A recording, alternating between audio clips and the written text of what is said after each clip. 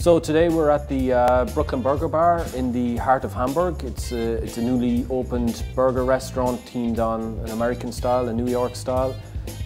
They're serving craft beers, it's great to have another venue for craft beer in Hamburg. Big thank you to Mark from Braufactum, because he was kind enough to supply the beers that we're trying today. And if you're interested in any of the beers from the Brookly Brewery or from Braufactum, check out the link below. So first off, the Brooklyn Lager. This is a Vienna style lager that's been dry hopped. 2-row American malts, Hallertau middle fruit hops, Vanguard, Cascade. Alcohol is 5.2%, 33 IBUs, with an original gravity of 13 degrees Plato.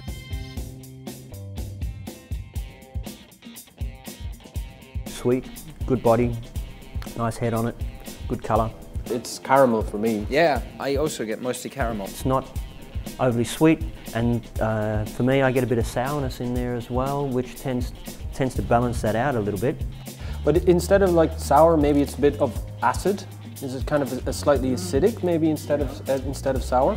There's some hop flavour, but it's not particularly strong. It's really not that bitter. Overall, really well balanced and refreshing. I imagine this with food, and it's actually the beer they serve here in the Brookly Burger Bar constantly. So they have their beer of the month, which changes, their craft beer of the month, but the Brooklyn Lager is always available here. Good lacing, nice creamy head on it, good colour. Nice, crisp, refreshing lager. This is a lager you can actually talk about. It's got some character, there's some nice flavours, there's some different factors to it. So yeah, I like it. It's a good drinking beer. I'm all out, sadly. Next up, the East India Pale Ale, an IPA, British style. British pale malts from East Anglia. Hops are East Kent Goldings, Willamette, North Down and Centennial. Alcohol is 6.9%. 47 IBUs with an original gravity of 17 degrees Plato. Very hoppy, very hoppy. Grapefruit. I don't know, is anybody else getting grapefruit? Dried orange, maybe? Yeah, dried orange. Orange peel. Yeah, I'm not getting any of that at all, actually. I'm picking up a few fusels, I would. There are some. I sometimes get the impression that many of those American craft beers tend to have some fusel character or fusel-like characteristics to them, and it's the same with this one. But it's not there in the taste though. It's described as an English IPA, but it's got no English character, it's all American. Exactly. Yeah. From an English style IPA, I would expect some yeast character, some English yeast character, and this one doesn't have any of it. The body's completely different to the lager though, isn't it? This is a beer that's exciting enough that I wouldn't need to have it with food. Perfect summertime thirst quencher. I think like with craft beer, you need to have something that's like different or whatever, and this one this one sits in the middle of all the IPAs, and it's fine. There's nothing negative, there's nothing bad to say, but it can't fault it. Next up, Sorachi Ace, a single hop farmhouse saison with German 2-row Pilsner malt and Sorachi Ace hops with their special Belgian strain in primary and in champagne yeast for secondary. Alcohol by volume 7.6%, IBUs of 34, with 15.7 degrees Plato for original gravity. Pours very clear, has a nice head on it. It's a very distinctive beer. It's got a really good aroma. There's a little bit of the hops in there. It's got that lemongrass kind of smell with the hops. And then what you're going to get is what's often described as like a barnyard or barn smell, a farm smell. Like, I have to be in the mood for this beer, but I think it's an excellent example of a saison. I've had a lot of saisons where it's got a lot of Brettanomyces in it, and that combined with this barnyard farm smell is just too much. It's horrendously smooth.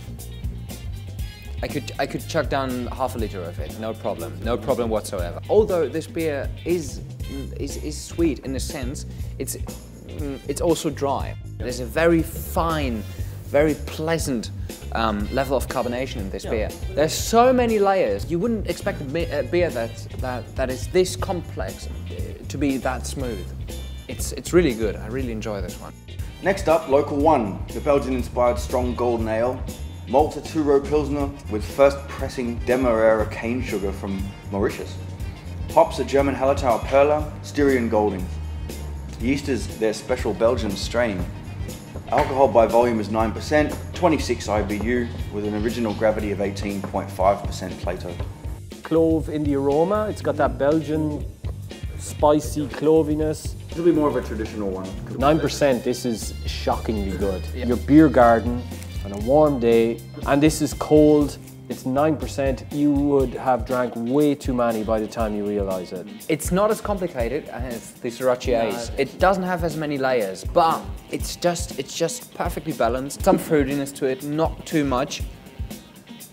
It's starting to knock my socks off, to be honest. I can really feel the alcohol entering my system. It's just like whoa. From an American brewery to make such a distinctive European style beer and do it so well. They know what they're doing. I like that one a lot, that's why I drank it so quickly. Next up, Local 2, a Belgian-inspired dark Abbey ale, German Pilsner malt, English chocolate malt, Belgian dark candy sugar, and sweet orange peel. The hops are Perla, Aurora, East Kent Goldings. They've used their special Belgian strain in primary and a champagne yeast for secondary. Alcohol by volume is 9%, 21 IBU, with 18.5 degrees Plato. Well, it's really smooth. It's goddamn smooth.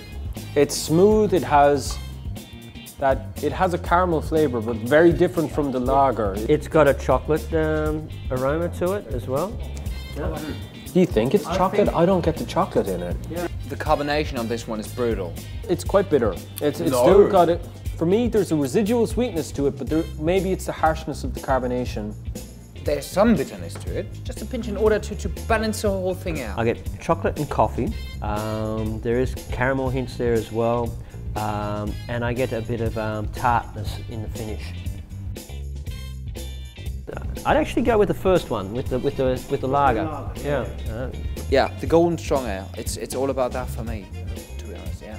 The Golden Strong Ale was a surprise. It was an excellent surprise. We've reached common ground. Yeah, I think so. We've reached common ground. Yeah. Wait till we do the stout episode, right? We'll see. We'll see then what we reach.